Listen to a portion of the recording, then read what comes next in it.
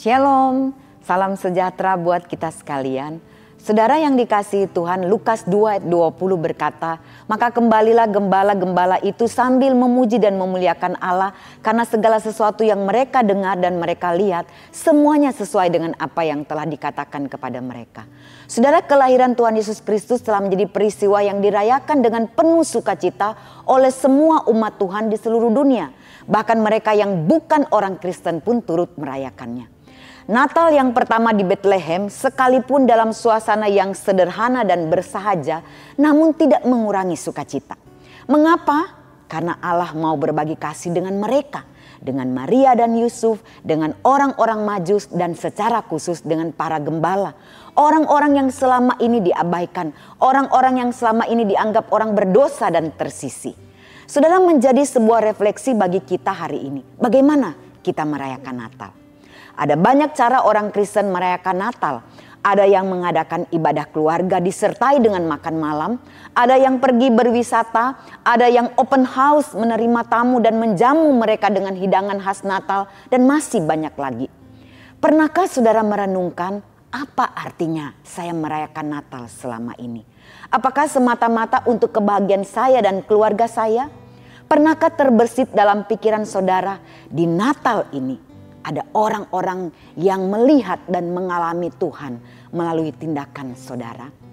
Saudara yang dikasihi Tuhan, 2 hari sebelum Natal, Michelle dengan berat hati berbelanja ke toko dekat rumahnya. Sebagai seorang ibu tunggal yang harus membesarkan 5 anak secara sendirian, hidupnya terasa berat. Saat itu dia hanya mempunyai $35 dan kartu ATM-nya sudah diblokir. Tetapi ia tahu Natal sangat penting bagi anak-anaknya. Hari itu ia berusaha untuk membeli bahan-bahan makanan yang murah untuk menyiapkan hidangan Natal yang sederhana bagi keluarganya. Di meja kasir terkumpul belanjaannya. Ada berbagai macam kentang, sayuran, daging asinan, dan beberapa keperluan untuk membuat hidangan pencuci mulut bagi anak-anaknya yang kecil. Dan total yang harus dibayarnya $85.24. Ia mencoba menggunakan kartu ATM-nya. Seperti yang diduga, kartunya ditolak. Di belakangnya antrian sudah panjang dan banyak muka-muka yang sudah tidak sabar lagi. Dia menggigit bibirnya dan berusaha untuk menahan air matanya agar tidak menetes. Anak bungsunya yang berumur 2 tahun mulai merengek-rengek sambil menarik-narik lengan bajunya. Michelle mulai mengurangi barang-barang belanjaannya. Daging asin dikembalikan ke dalam keranjang. Air mata saya mulai menetes. Saya merasa malu. Namun tiba-tiba seorang wanita muda yang berdiri di belakangnya menepuk-nepuk bahunya.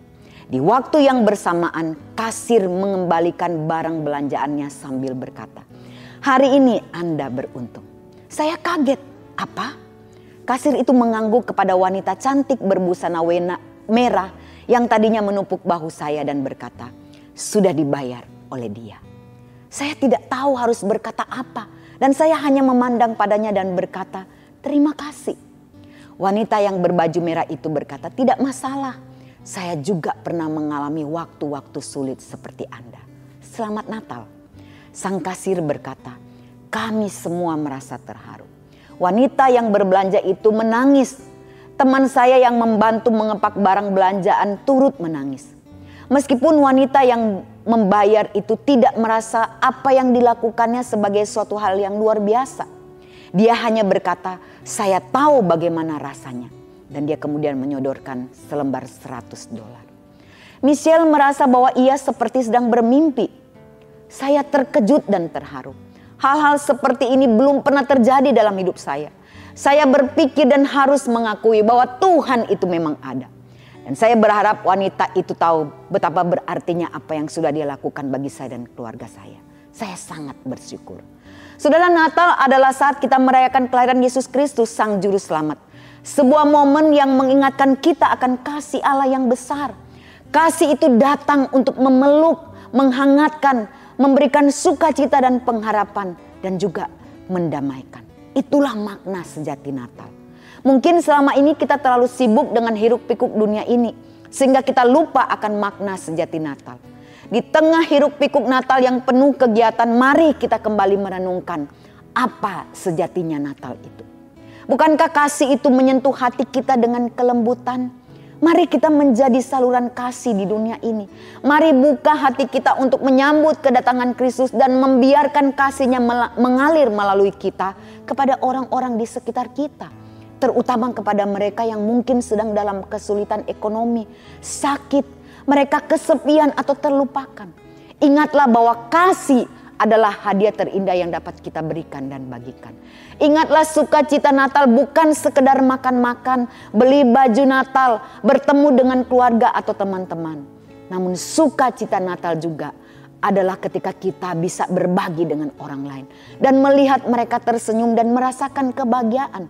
Sama seperti para gembala yang pulang dengan sukacita. Karena apa yang disampaikan para malaikat kepada mereka tentang juru selamat sesuai dengan apa yang mereka lihat. Semoga Natal ini membawa kita semua pada pemahaman yang lebih dalam akan kasih Allah.